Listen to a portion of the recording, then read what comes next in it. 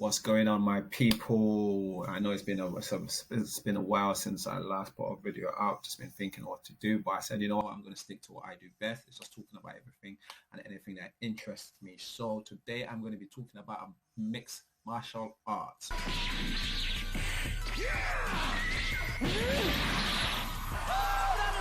For those people that don't know MMA, and you know what, I've been in the ring once or twice myself.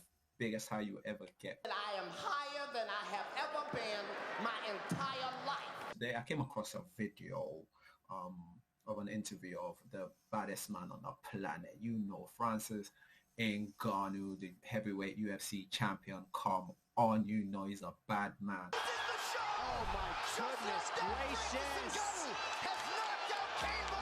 He's the baddest guy I've seen. Yeah, and the time I realized was a bad man is when he knocked the shit out of Alistair over him. Yeah. And he cemented himself there when he knocked the shit out of Stipe Miocic.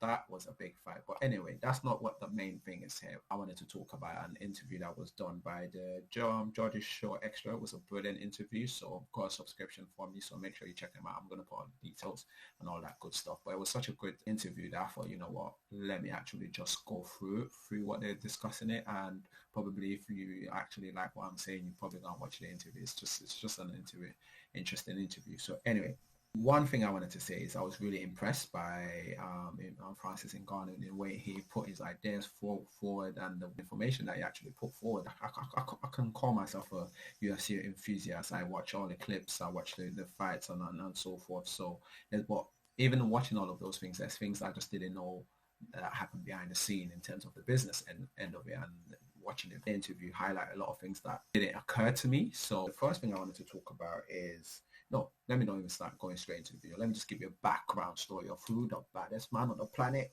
is. Are you mad? So anyways, Francis Ngannou was born in Cameroon, and he's a big guy.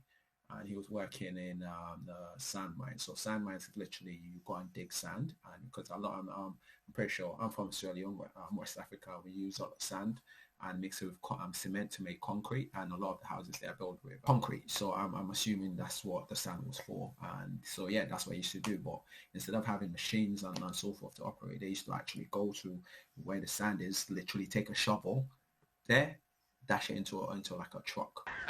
Are you serious? Yeah, literally, that's what he was doing.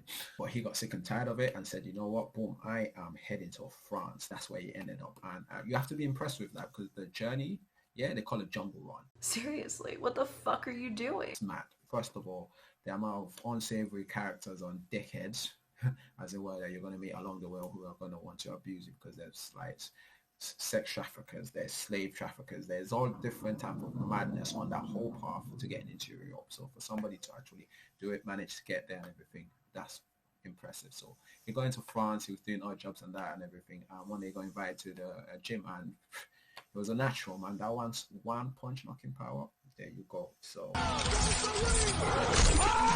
that is literally Francis Ngannou, and he cemented himself for me in my heart when he knocked out Alistair over him, because Alistair over him is a bad man himself. If you haven't seen it, go and watch that clip. That uppercut from hell, pachow, was mad. It was insane. But anyway, make sure you go and watch it. So what did I learn from this interview? Well, I remember when there was, I think, a couple of fights, or maybe one or two fights left in Francis Ngannou's contract. I started seeing a bit of schism between him and the UFC, so UFC, the promotion, and Francis started airing out a lot of different things of how their meeting were going. And for me, I didn't personally like that. I was a bit of like, what are you doing? You're trying to mess with the bread. This is the people that get you to fight. What are you trying to do? So, but I wasn't aware of what was going on in the background. So obviously, what the UFC were doing, were trying to, were painting him as if he didn't want to fight, and I was believing into that, because I'm like, why are you trying to run away from this John Jones fight? But so he came out like forcefully saying, I'm not trying to run away from this fight, but I wanted to get paid better. Nah, man, you rich. You rich. Get out of my pocket, boy. At the time he was saying all this thing, I'm thinking 600K for a fight, that's money.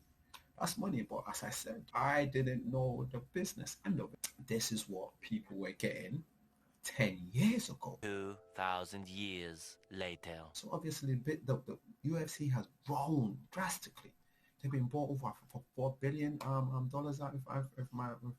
If I'm correct, and it even says that they even say that in the interview there. So they've grown drastically, and they done stupid numbers during the lockdown as well. If you remember, there was nothing much to do, so people locked in, tuned in, paid, bought those pay-per-view because they were the only ones doing the sporting events. If I'm aware, there wasn't that much sporting events going on, so people locked in. So that is definitely I wasn't aware of. Like it's not something that hit me in my head. So let's push that to one side. The other thing that he brought up in this interview was before used to see on UFC fighters different brands that the fighters are promoting and everything. And obviously that money went straight to them.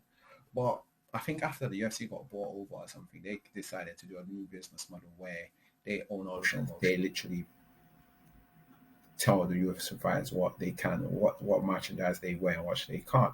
And obviously, the brands don't go to the fighters, and when they go and speak with the UFC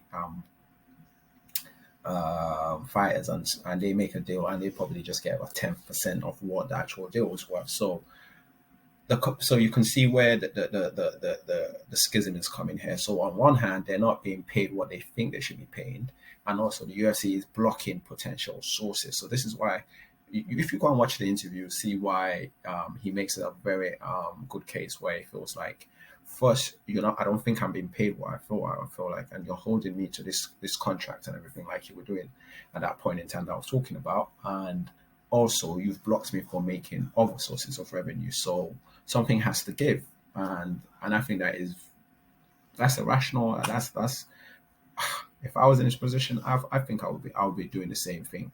But anyways, I still think you guys should go and watch that interview. It's a brilliant interview and everything. But one of the key things for me here I wanted to talk about is how he presented his ideas, man. This is for someone 5 years ago that didn't speak a lick of English, because Cameroon is a French-speaking country. So yeah, he probably knew 1, 2, or 3 words and everything. And I've seen him grow. So for him to actually come out and put his ideas across so eloquently, so brilliant, it's just amazing. And this is somebody I didn't have finished any form of education, and it's like you can see the way he presents his ideas and how he expands on these ideas. And one of the main things I'm really impressed about him, even when the interview was trying to lead him into certain conversations or say certain things, like asking leading questions, he actually had a good sense of mind not to be led to say things like that were his own words. So he actually qualified his statements to make them his own words. So you can never misquote being quoted for saying something that he didn't intentionally wanted to say, which is a powerful thing, because I'll tell you put a mic in front of somebody's face, ask them some silly question, leading questions, most people will say yes, yeah, agree to it rather than thinking what they're saying. So I'm really, really impressed by the interview I saw from Francis Ngannou, and it's made me put him, giving him high respect. You can see there's an intelligence behind the man, and I expect high things from him. And if he wants to go and get that bag and fight Tyson Fury, yeah, come on, man. Let's let him go and make that money, because even after his fighting career and everything, I'm pretty sure he's going to do something amazing for his people back in Cameroon, do some businesses there, make his family proud. So you've definitely, I was already a fan. Now I'm in awe of Francis Ngannou, and I hope you guys do go and watch this interview. I'll put the whole link and everything for you guys to go and watch it, because it's an amazing interview. I sat down whole 30 minutes. No, I first watched the 30 minutes interview, which drew my attention. There's also another 1 hour 30 minutes where they take you through the whole process of them doing the interview and everything. So whichever floats your boat, make sure you go and watch it. So anyway, I'm out. This is me again, Bundu from the Bundu clan. Make sure you tune in. Hold up. Wait a minute. Something ain't right. Oh yeah, by the way, everybody, bear with me. I know I need to get some better mics, better cameras, so I'm just trying to perfect the craft and everything before I do invest in all these different things and just see where this goes. So do make sure you tune in and support the thing for it to grow. And yeah, I'll catch you next time.